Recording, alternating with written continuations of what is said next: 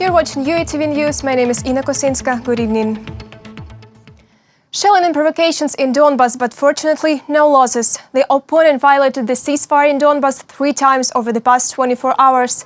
Near Mariinka, small arms and grenade launchers were used to fire terror positions. In the Volodymyr vicinity, single shots were heard as well. To remove the consequences of previous years' artillery shelling, rescuers of joint forces have been working to restore damaged houses and infrastructure. Sappers of the State Emergency Service of Ukraine have already cleared almost 2 hectares of territory adjoining the contact line and passed 13 explosive devices they found for destruction. The United States urges Russia to leave Crimea and Donbas and stop aggression against Ukraine. A video message on the occasion of the International Day of Peace has been published by the Embassy of the United States of America in Kyiv. Charge d'Affaires of the United States in Ukraine, Christina Quinn, emphasized that Russian Federation must also release all illegally detained Ukrainians. Ukrainians, like all people, want to live their lives in peace and with full recognition of their human rights. Until Russia ends the conflict it manufactured and sustains in the Donbas and fully withdraws from both the Donbas and Crimea, Ukrainians cannot enjoy the peace they deserve. Bragging about military potency near Ukraine's border, Russia stages an active phase of the large-scale military drills Kavkaz 2020. Maneuvers next to the Ukrainian southern border involve 80,000 infantry troops, 250,000 tanks and up to 200 artillery and multiple launch rocket systems. What is the real purpose of Russia? Valery Bakus knows.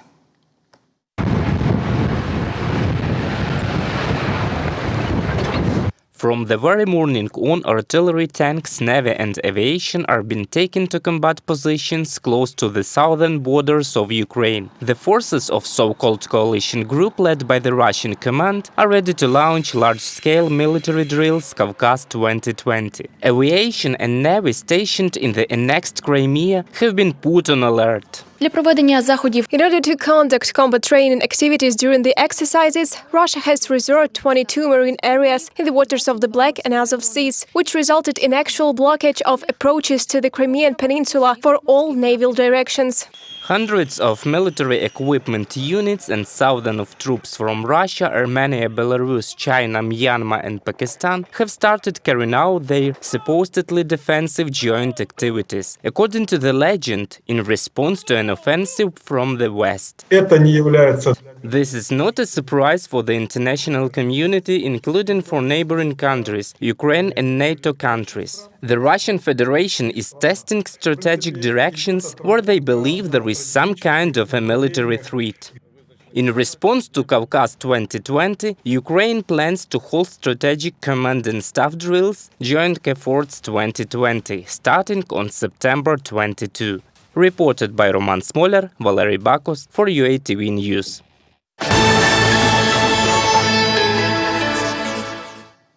At the weekend, the rate of COVID-19 spread in Ukraine slowed down a bit. Over the past day, 2,675 new cases have been recorded and 26 were fatal. As regards the number of infected, Kyiv, Kharkiv, Lviv, Khmelnytsky and Ternopil regions remain the leaders. According to the Ministry of Health, at the moment there are 96,586 persons with COVID-19 in Ukraine. During the past week, 21,556 people have come down to the infection, while the previous week had brought 18,729 contaminated. The amount increased by almost 3,000 patients in 1 week. In addition, the number of people hospitalized with COVID-19 over the past week has risen to 3,750. Similarly, in the previous week it was 2,920 people. Among other things, the lockdown also impacted relations in disadvantaged families. Since the beginning of the year, almost 100,000 women have reported beatings and bullying by domestic tyrants. To save lives, President Volodymyr Zelenskyy signed a new decree. Lina has been taking her ex-husband's beating for several years, but one day the woman made a radical decision. She took her children and fled to her parents' place. This put an end to physical violence, but the psychological trauma still lasts. The eldest son stayed with her father. He is forbidden from seeing Lina.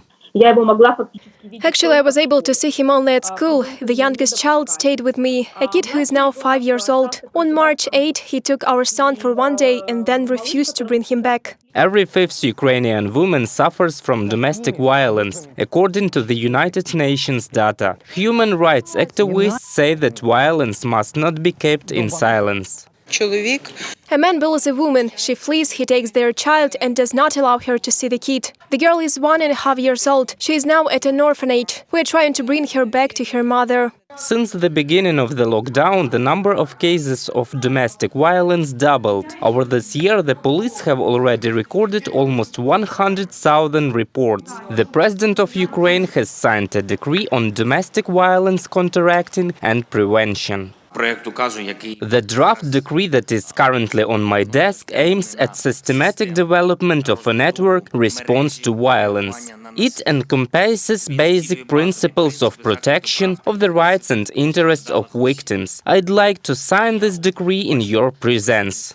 This was preceded by Ukraine's participation in the international Biarritz partnership. From now on, Ukraine has made certain commitments, and we will be responsible for their implementation to our international partners. In particular, we'll account for our progress as regards counteracting domestic and gender-based violence.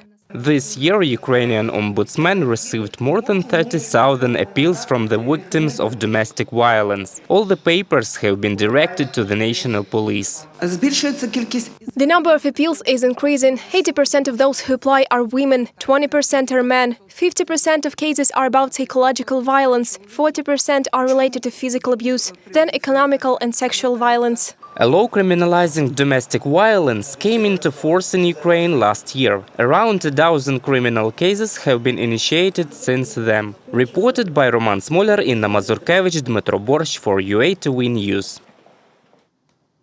And to other topics, EU foreign ministers failed to agree on sanctions against Belarusian officials. Sanctions were not approved due to the lack of unanimity. The next meeting of the foreign ministers in October may help settle the imposition of penalties.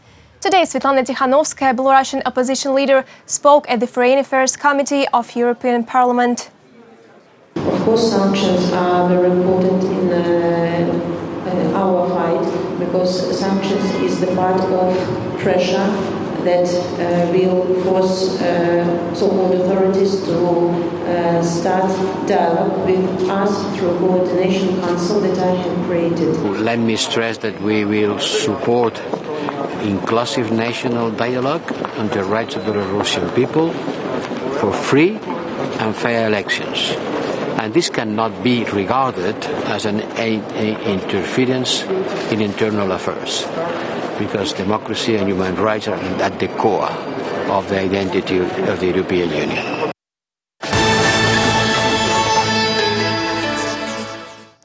Sugar Castle is the second name for the fancy manor in Sharivka, Kharkiv region. Tourists keen on romantic travels come here from all over Ukraine to see the White Wonder. Our correspondent also visited this site.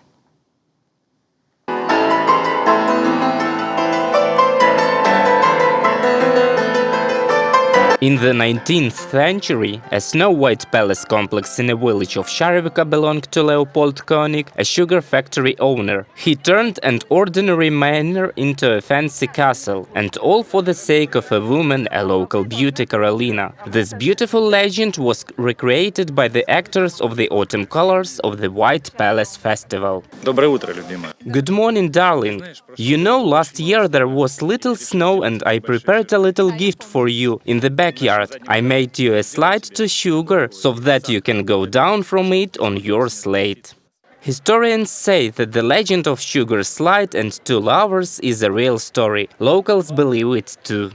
The Count Koenig loved his wife so tenderly that in the morning he walked out through this very door, picked the first dew from flowers and, trying not to lose a single drop, went to the bedroom where his beloved wife was sleeping, and he let her drink this dew.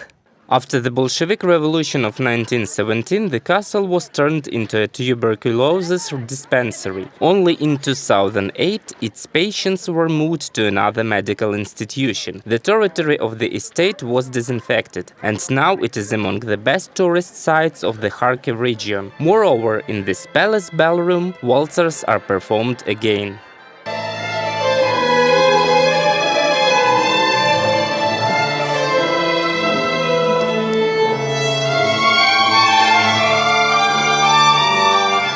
A while ago, Chalapin used to sing on the terrace of the White Palace. During a festival, actors of the Kharkiv Musical Comedy Theatre performed an operetta there. Sharivka Castle is one of the pearls of Slobozhanщина. It is being restored and put in order step by step now. What a gem it is inside, and it looks quite well preserved.